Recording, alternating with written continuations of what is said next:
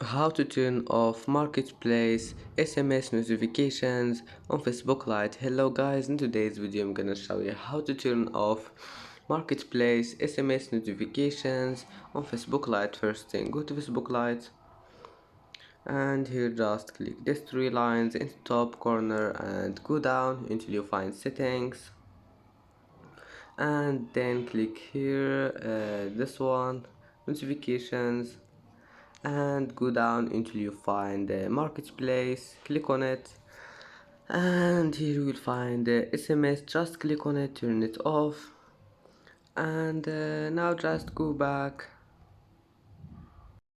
And that's it for today's video. If you like this video, please don't forget to like and don't forget to subscribe, and thank you for watching this video until the end, and now see you in the next video.